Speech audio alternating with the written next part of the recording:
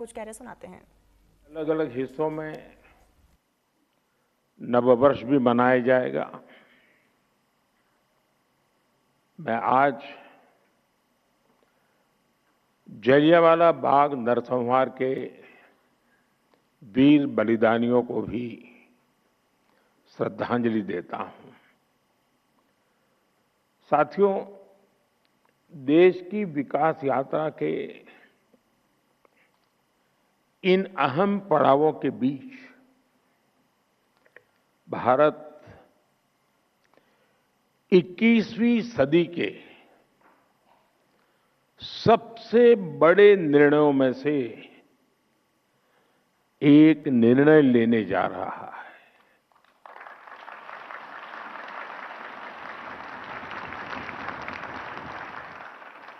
मैं बहुत जिम्मेवारी के साथ कह रहा हूं कि 21वीं सदी के महत्वपूर्ण निर्णयों में से एक महत्वपूर्ण निर्णय ये है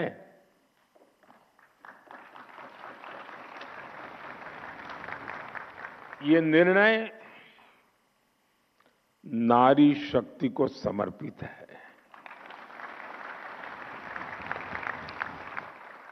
नारी शक्ति वंदन को समर्पित है। हमारे देश की संसद एक नया इतिहास रचने के करीब है। एक ऐसा नया इतिहास जो अतीत की संकल्पनाओं को साकार करेगा, जो भविष्य के संकल्पों को पूरा करेगा। एक ऐसे भारत का संकल्प जो समता मूलक हो, जहां सामाजिक न्याय केवल एक नारा न हो, लेकिन हमारी कार्य संस्कृति का, हमारे वर्क कल्चर का, हमारी निर्णय प्रक्रिया का स्वाभाविक हिस्सा हो।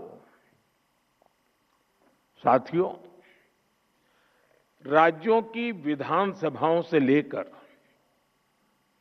देश की संसद तक दशकों की प्रतीक्षा के अंत का समय 16, 17, 18 है।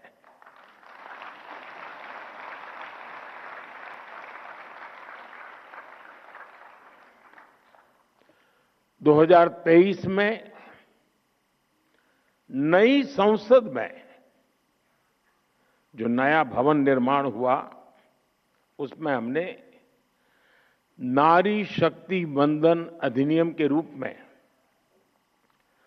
प्रथम कदम उठाया था। वह समय से लागू हो सके, महिलाओं की भागीदारी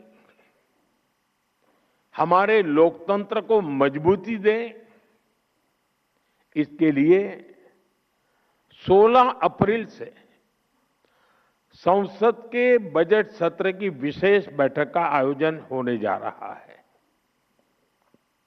और उसके पहले आज नारी शक्ति वंदन का ये कार्यक्रम, मैं इसके लिए इस कार्यक्रम के जरिए हमें देश की कोटि कोटि माता बहनों का आशीर्वाद मिल रहा है। और मैं इस कार्यक्रम में आपको कोई उपदेश देने नहीं आया हूं, न ही मैं आपको जगाने आया हूं। मैं आज आया हूं आप सबके, देश की कोटि कोटि माताओं बहनों के आशीर्वाद लेने के लिए।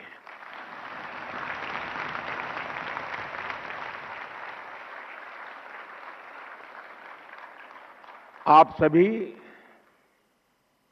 देश के कोने कोने से आई हैं। मैं आपकी इस उपस्थिति के लिए इस महत्वपूर्ण काम के लिए आपने जो समय निकाला है, इसके लिए आपका हृदय से अभिनंदन करता हूं। साथ ही भारत की सभी महिलाओं को एक नए युग के आगमन की बधाई भी देता हूं। साथियों, लोकतांत्रिक संरचना में महिलाओं को आरक्षण देने की जरूरत दशकों से हर कोई महसूस कर रहा था, चर्चा भी होती थी। इस विमर्श को करीब करीब 4 दशक बीत गए, 40 साल बीत गए। इसमें सभी पार्टियों के और कितनी ही पीढ़ियों के प्रयास शामिल है। हर दल ने इस विचार को अपने अपने ढंग से आगे बढ़ाया है। 2023 में जब नारी शक्ति वंदन अधिनियम आया था, तब भी सभी दलों ने सर्वसम्मति से इसे पास कराया था।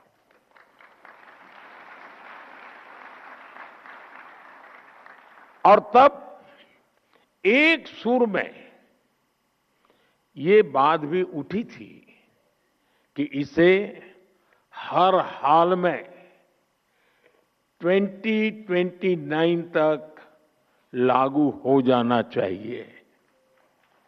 ये बात सबने कही थी। कानून पारित हो लेकिन लागू न हो, ये सदन में किसी को मंजूर नहीं था। और खास करके हमारे विपक्ष के सभी साथियों ने मुखर होकर के इस बात पर जोर डाला था कि 2029 में ये लागू होना चाहिए। 2029 की समय सीमा को ध्यान में रखते हुए सरकार ने, क्योंकि विपक्ष ने जो बात रखी थी हमारे लिए वो बात भी गंभीर होती है, और इसलिए हम लगातार विचार विमर्श करते रहे, मंथन करते रहे, नए नए रास्ते खोजते रहे। संविधान की जिनको ज्यादा अध्ययन है ऐसे लोगों की भी सलाह ली, और 16 अप्रैल से संसद में इस पर व्यापक चर्चा भी होने जा रही है। साथियों, हमारा प्रयास है और हमारी प्राथमिकता भी है, इस बार भी ये काम संवाद, सहयोग और सहभागिता से हो। और मुझे पूरा विश्वास है कि जिस प्रकार से इस अधिनियम को पारित किया गया था और संसद का, सदन का गौरव बढ़ा था, इस बार भी सबके सामूहिक प्रयास से संसद की गरिमा और नई ऊंचाइयों को छुएगी।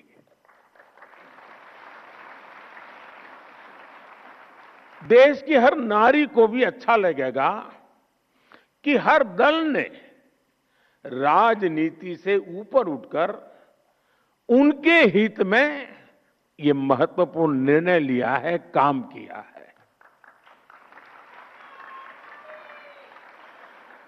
वैसे मैं देख रहा हूं, बीते कुछ दिनों से देश भर में महिलाएं मुखर होकर इस विषय पर बात कर रही है। व्यापक रूप से एक डिबेट चल रहा है, और लोकतंत्र की एक बहुत बड़ी ताकत है। विधानसभा और लोकसभा पहुंचने में उनके सपनों को, आप सबके सपनों को नए पंख मिलने जा रहे हैं।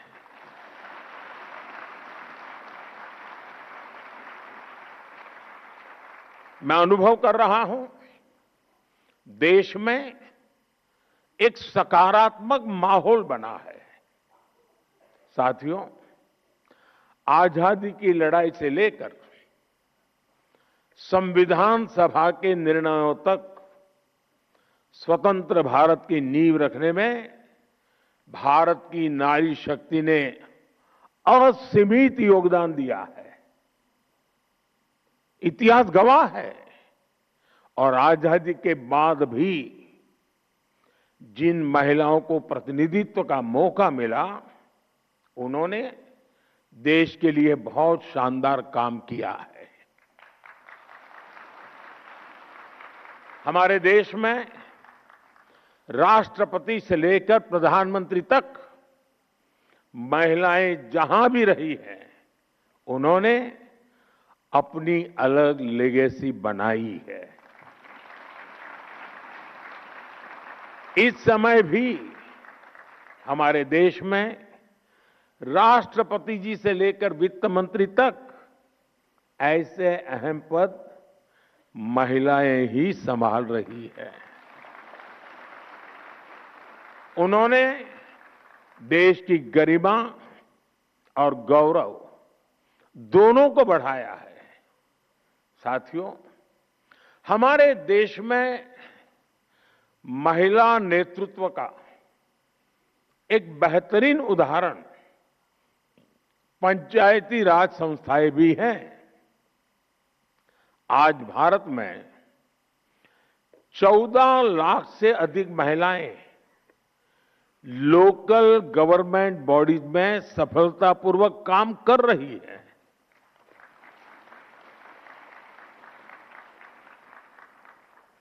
लगभग 21 राज्यों में तो पंचायतों में उनकी भागीदारी करीब करीब 50% तक पहुंच चुकी है। और मैं जब विदेश के मेहमानों से कभी इस विषय पे बात करता हूं, ये आंकड़ा सुनते उनका मुंह खुला रह जाता है। उनको आश्चर्य होता है। साथियों, ये कोई साधारण बात नहीं है। लाखों महिलाओं की राजनीति और सामाजिक जीवन में ये सक्रियता दुनिया के बड़े बड़े नेताओं और राजनीति के विशेषज्ञों को भी बहुत ही हैरान करने वाली बात होती है। और इससे भारत का बहुत गौरव बढ़ता है। साथियों, अनेक अध्ययनों में ये सामने आया है कि जब निर्णय प्रक्रियाओं में महिलाओं की सहभागिता बढ़ी, तो इससे व्यवस्थाओं में भी संवेदनशीलता आई है। और ये बहुत बड़ी ताकत होती है। और इसका परिणाम है पानी, शिक्षा, स्वास्थ्य, पोषण, ऐसे कई विषयों में ज्यादा समर्पण भाव से, ज्यादा संवेदनशीलता से परिणामकारी काम हुए हैं। जल जीवन मिशन, मैं समझता हूं इसकी सफलता का सबसे बड़ा उदाहरण है। इसमें पंचायत स्तर पर महिलाओं की भागीदारी की ही बहुत बड़ी भूमिका है। साथियों, हमारे लोकल बॉडीज और संस्थानों में इतने वर्षों से जो लाखों महिलाएं काम कर रही है, नेतृत्व कर रही है, उनके पास ग्रासरूट लेवल का बहुत समृद्ध और लंबा अनुभव है।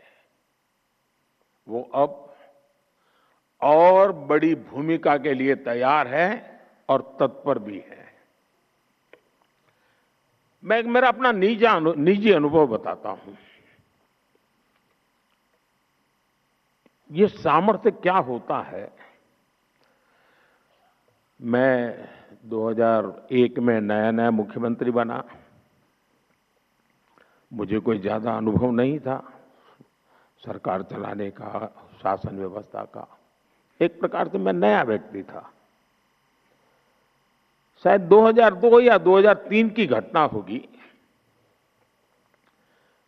हमारे एक विधायक मेरे पास आए, बोले मेरे क्षेत्र में एक गांव की पंचायती की बहनें आपको मिलना चाहती हैं।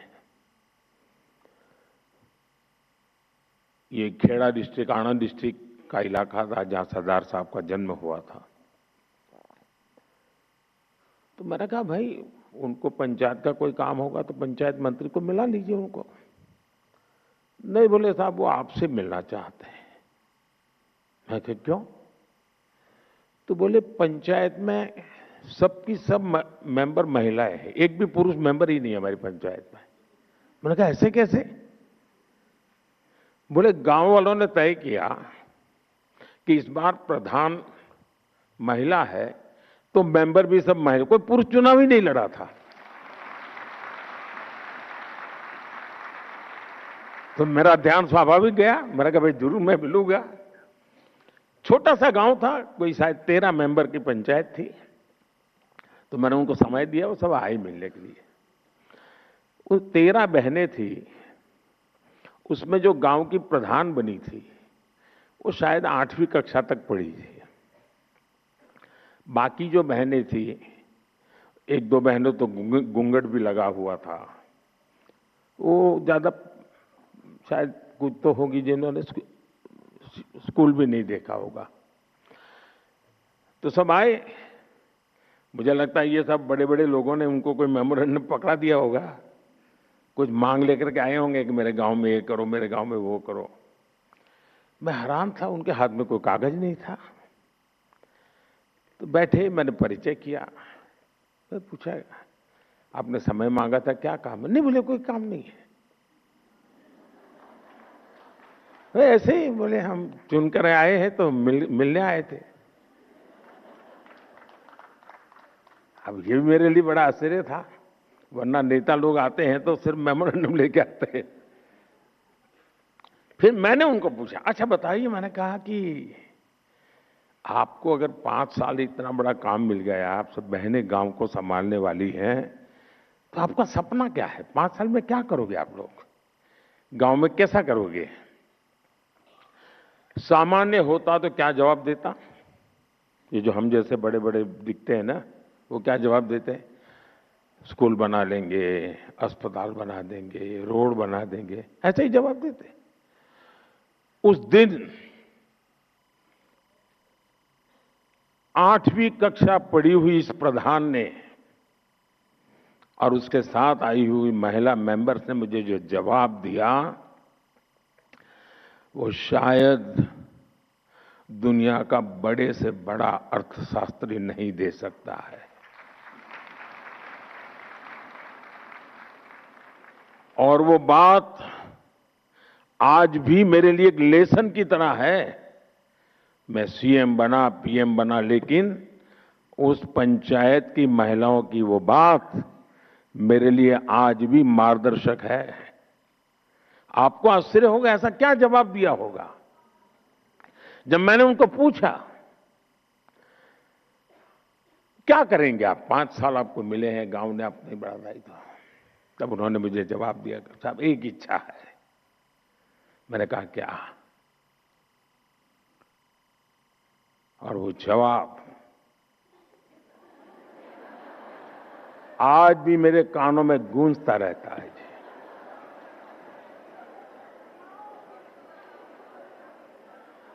उन्होंने कहा हमारी इच्छा है कि हमारे गांव में कोई गरीब न रहे।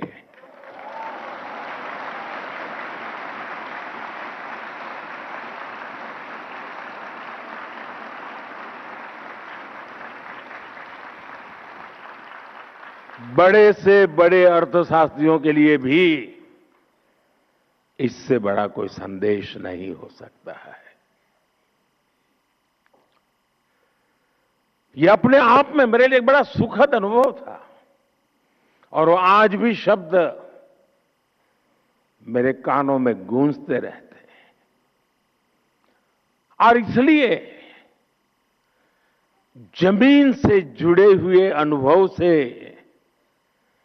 जो वाणी निकलती है ना, वो वेद वाक्य बन जाता है।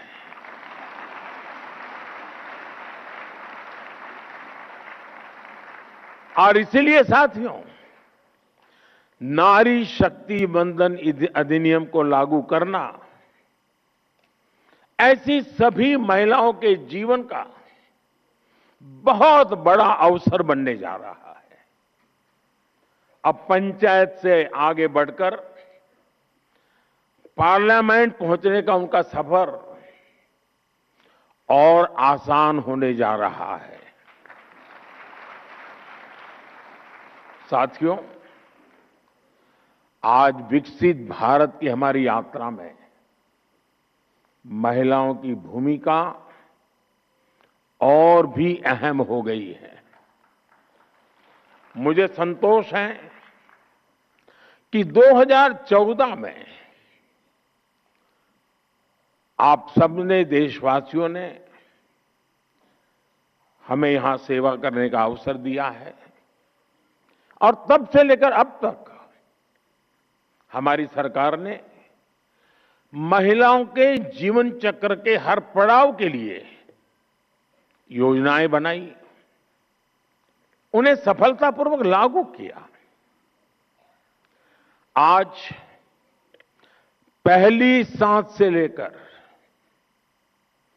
आखिरी सांस तक हमारी सरकार कोई न कोई योजना लेकर के भारत की बहन बेटियों की सेवा में हाजिर है।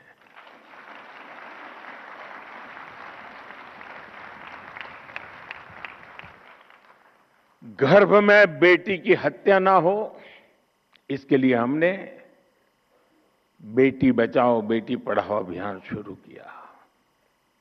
गर्भ की अवस्था में मां को सही पोषण मिले, इसके लिए हर गर्भवती मां को मातृ वंदना योजना के तहत 5,000 रुपए की आर्थिक मदद दी।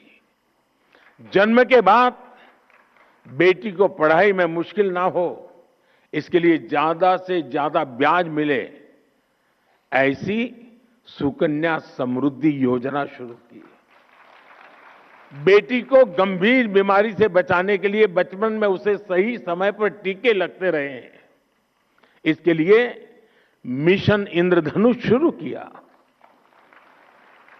बेटी को स्कूल में शौचालय की परेशानी न हो, इसके लिए स्वच्छ भारत अभियान के तहत देश में करोड़ों शौचालय बनाए गए। बेटी को पीरियड्स के दौरान परेशानी ना हो, इसके लिए लगभग मुफ्त में सैनिटरी नैपकिन देने का अभियान शुरू किया गया।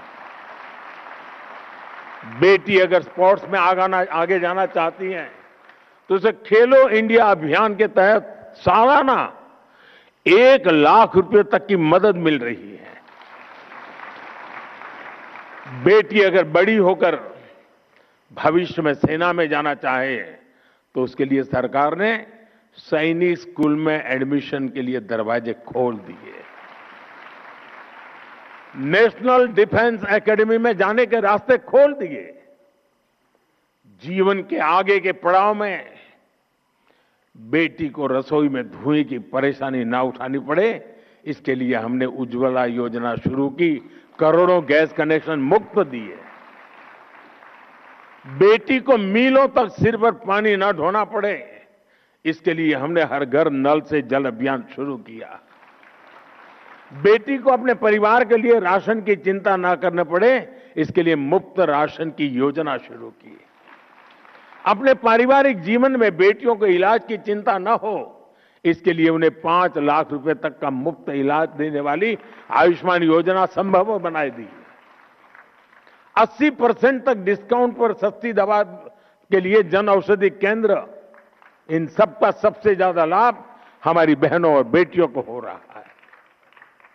साथियों, आप सभी इस बात को भली भांति जानते हैं कि भारत में महिलाओं को सशक्त करने के लिए उनकी आर्थिक भागीदारी को बढ़ाना आवश्यक है। इसलिए हमने अपनी सरकार के हर निर्णय में हर योजना में इस पहलू का ध्यान रखा। पहले परिवार की संपत्ति मुख्य रूप से पुरुषों के नाम होती थी। घर है तो पुरुष के नाम पर, खेत है तो पुरुष के नाम पर, दुकान है तो पुरुष के नाम पर, गाड़ी है तो पुरुष के नाम पर, स्कूटर है तो भी पुरुष के नाम पर, और यह सहज चलता था। हमने पीएम आवास योजना में घरों को प्राथमिकता के आधार पर परिवार की महिलाओं के नाम पर रजिस्टर करना शुरू किया।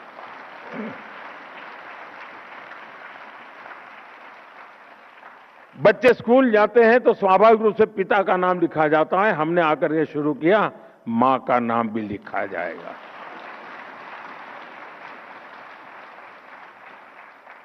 बीते 11 साल में इस निर्णय का लाभ 3 करोड़ से ज्यादा महिलाओं को अपने घर का नाम, घर खुद के मालकिन बनी है। इससे आज घरों में महिलाएं भी आर्थिक रूप से सशक्त बन रही हैं। आमतौर पर पिता और बेटा कुछ व्यापार की बात करते हैं ना, और अगर मां चाय लेके आए और थोड़ी देर खड़ी रहे, अरे तुम जाओ किचन में काम करो, हम बात कर रहे हैं। मैं गृहस्थी नहीं हूं लेकिन पता बहुत है।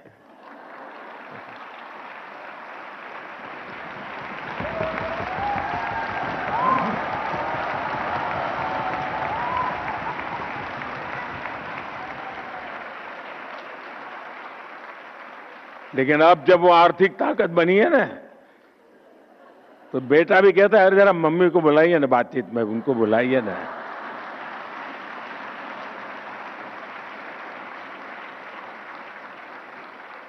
साथियों, 2014 में हमारे देश में करोड़ों महिलाएं ऐसी थी जिन्होंने कभी बैंक का दरवाजा भी नहीं देखा था। महिलाएं बैंकिंग सेक्टर से जुड़ी ही नहीं थी, तो उन्हें बैंकिंग का लाभ कैसे मिला? हमने जन धन योजना शुरू की तो देश की 32 करोड़ से ज्यादा महिलाओं के बैंक खाते खुले।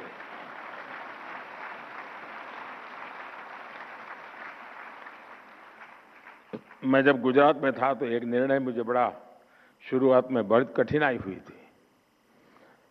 गुजरात में कोऑपरेटिव डेयरी का बड़ा साम्राज्य है, बहुत बड़ा काम हो रहा है, और पशुपालन का ज्यादातर काम हमारी माताएं बहनें करती हैं। वो दूध भरने के लिए जाती हैं और फिर वो पैसे हफ्ते के बाद वो देते हैं, तो पुरुषों के देते थे पैसे। मैं जब मुख्यमंत्री बना, मैंने कहा मैं नहीं दूंगा पुरुषों को।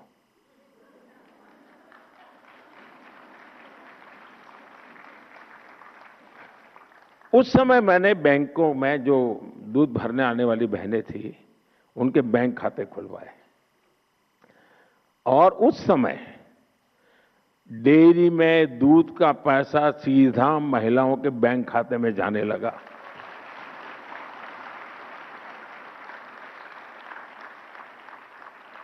साथियों, आज हमारी बेटियां नए नए बिजनेस में अपनी पहचान बना रही है। मुद्रा योजना में 60% से ज्यादा लोन्स, 60% से ज्यादा लोन्स महिलाओं ने लिए हैं। देश की स्टार्टअप रिवॉल्यूशन को भी महिलाएं लीड कर रही है। आज 42% से ज्यादा रजिस्टर्ड स्टार्टअप्स में कम से कम एक महिला डायरेक्टर है।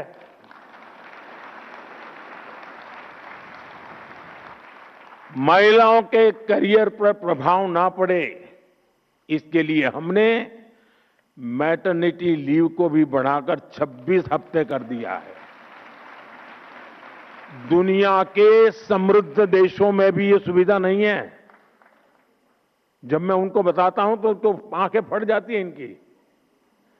साथियों, आपको याद होगा कुछ साल पहले देश ने स्किल इंडिया मिशन लॉन्च किया था। हमने वोकेशनल ट्रेनिंग प्रोग्राम शुरू किए थे। आज उसका परिणाम हम हजारों ड्रोन दीदी के जरिए हो रही कृषि क्रांति के रूप में देख रहे हैं। मैं एक बार ये जो ड्रोन दीदी है उनके साथ वीडियो कॉन्फ्रेंस पे बात कर रहा था। गांव की बेटियां हैं, कोई बहू है, वो ड्रोन चलाने से, तो उन्होंने मुझे कहा कि अब तक तो हमें गांव में कोई बुला, अब तो बोले पायलट कह के बुलाते हैं, हमारी पहचान बन गई, हम पायलट है। यानी परसेप्शन कितना बड़ा तेजी से चेंज हो सकता है एक छोटे से निर्णय से। महिलाएं टेक्नोलॉजी के जरिए आधुनिक खेती करना सीख रही है। आपको ये जानकर खुशी होगी कि पिछले 11 साल में करीब 10 करोड़ महिलाएं स्वयं सहायता समूहों से जुड़ी हैं। सरकार ने ग्रामीण अर्थव्यवस्था को गति दे रही ऐसी 6 करोड़ बहनों को लखपति दीदी बनाने का लक्ष्य रखा है और इसमें से 3 करोड़ से ज्यादा ग्रामीण महिलाएं लखपति दीदी बन चुकी है।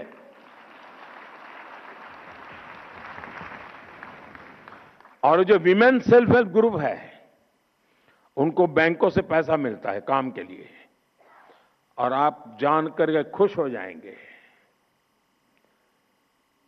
अगर उनको बुधवार को पैसा जमा करना है तो मंगलवार को जाकर के जमा कर देती है, एक दिन पहले। बहनों के पास जो व्यवहार है, कोई एनपीए नहीं हो रहा है जी, सारे के पैसे बैंक से जाते उतने ही वापस आते हैं।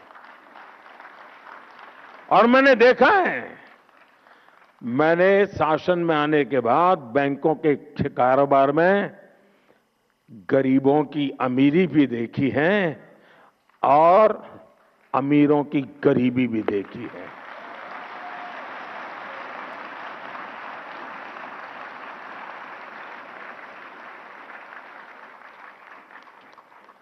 इतना ही नहीं साथियों, ये हमारी माताएं बहनें वोकल फॉर लोकल की ब्रांड एम्बेसडर बन रही हैं।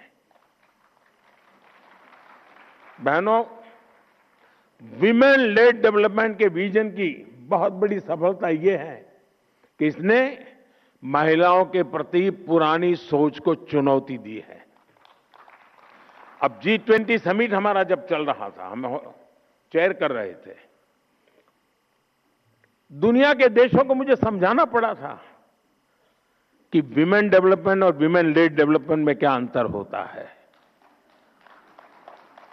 दुनिया का बहुत बड़ा वर्ग विमेन डेवलपमेंट तक सहमत था, विमेन लेड डेवलपमेंट के लिए मुझे ताकत लगानी पड़ी थी और हमें सफलता मिली थी। इस सोच का परिणाम है कि आज महिलाएं उन सेक्टर्स में भी बुलंदियों को छू रही हैं जहां कभी पुरुषों का एकाधिकार माना जाता था। आज हमारी बेटियां फाइटर पायलट बनकर आसमान की बुलंदियां छू रही हैं। आज भारत में विश्व के किसी भी देश की तुलना में, यह आंकड़ा भी आपको खुश कर देगा, विश्व के किसी भी देश की तुलना में महिला पायलटों का प्रतिशत सबसे अधिक हिंदुस्तान में है।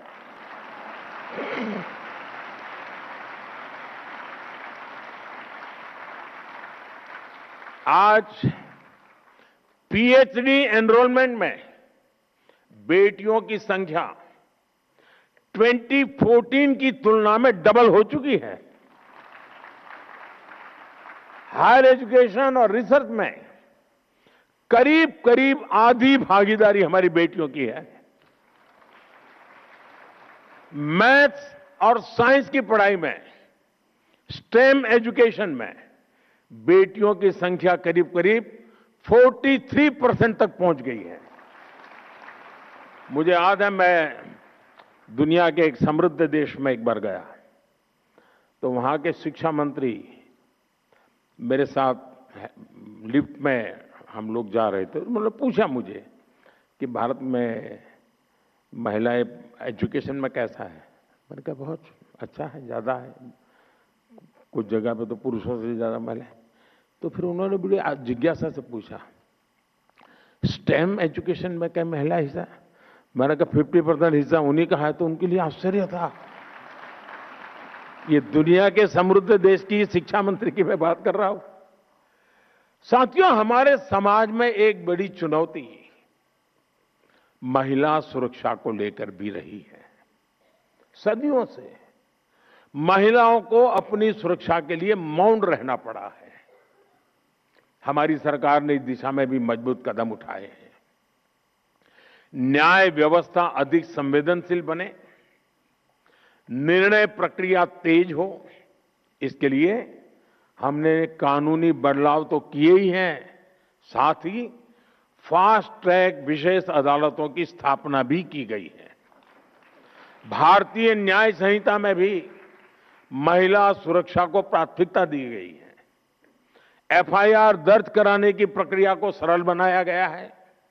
अब किसी भी स्थान से ई-एफआईआर या जीरो एफआईआर दर्ज की जा सकती है। पीड़िता के बयान को ऑडियो वीडियो के माध्यम से रिकॉर्ड करने जैसी व्यवस्था लागू की जा गई है। ऐसे कितने ही कदम हैं जिनके जरिए हम प्रगतिशील समाज की अवधारणा को साकार कर रहे हैं। साथियों, जीवन के हर पड़ाव, हर चिंता, सुख दुख, हर अवसर पर ऐसी हर परिस्थिति में ध्यान देते हुए हमारी सरकार ने अनेक छोटे बड़े कदमों से महिलाओं को सशक्त किया है।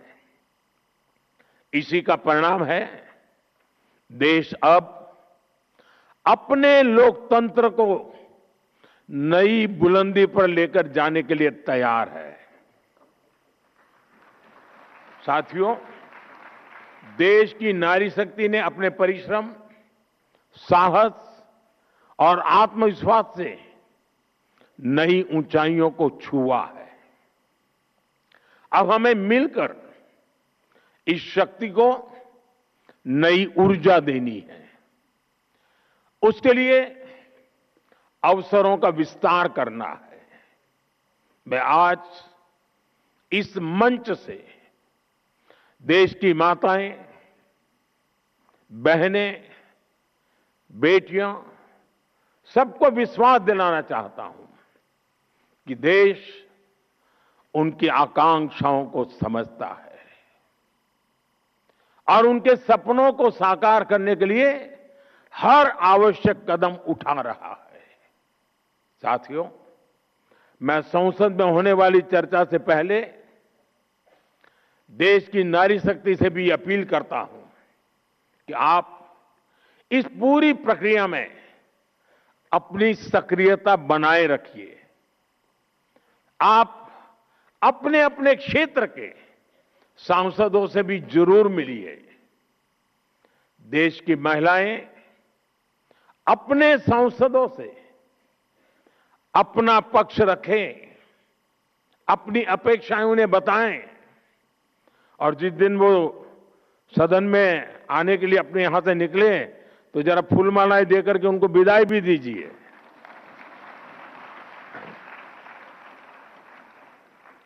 ताकि जब माता बहनों के आशीर्वाद लेकर के सांसद निकलेंगे ना तो दूसरा निर्णय कर ही नहीं सकते। ताकि ये मेरे साथ सभी सांसद साथी सही निर्णय ले, महिलाओं के हित में निर्णय ले, सहमति से निर्णय ले। साथियों, मेरा आपसे एक और आग्रह है। नारी शक्ति वंदन कार्यक्रम में होने वाली चर्चाओं का आप सब देश के गांव-गांव तक लेकर जाएं। व्यक्तिगत मेल मिलाप से, सोशल मीडिया के जरिए, अन्य प्रचार माध्यमों के जरिए हमें देश के इस बड़े फैसले को देश की हर महिला तक पहुंचाना है। हमें उन्हें अवेयर करना है ताकि वो इस बड़े निर्णय की ताकत को समझ सके, ताकि वो अपनी भूमिका को समझ सके। और खुलकर ये सपना देख सकें कि आने वाले कल में राज्यों से लेकर देश की संसद तक वो अपनी उपस्थिति दर्ज करा सकती है। आइए हम मिलकर, सब मिलकर ये संकल्प लें, नारी शक्ति के पास उनके अधिकार होंगे और वो निर्णय प्रक्रिया में पूरी तरह भागीदार भी बनेगी। यही हमारे उज्जवल भविष्य की सबसे बड़ी गारंटी है। मैं तो ये भी कहूंगा कि 16, 17, 18 मैं वो तो स्पीकर महोदय के अधिकार का क्षेत्र है, लेकिन मैं तो चाहूंगा कि उस समय दर्शक दीर्घा महिलाओं से ही भरी रहे।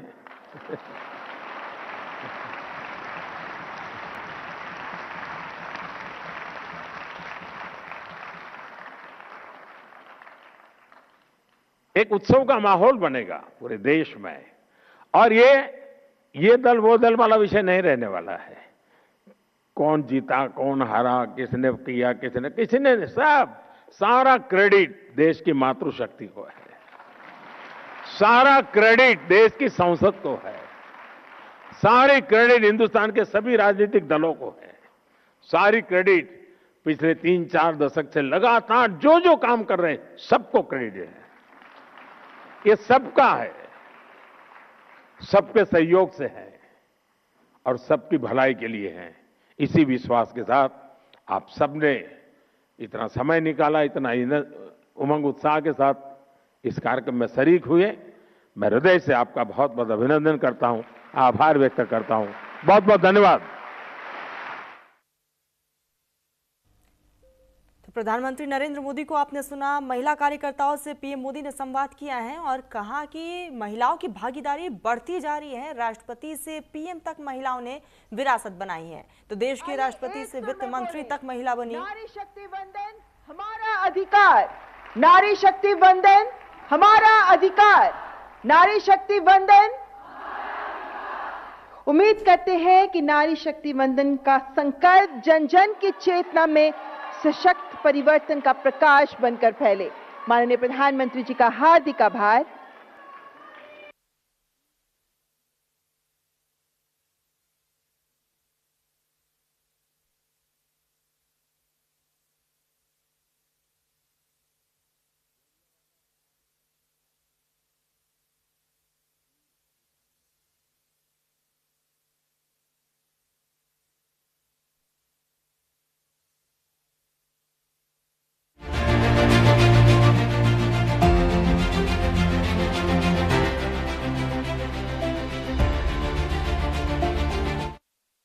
श्री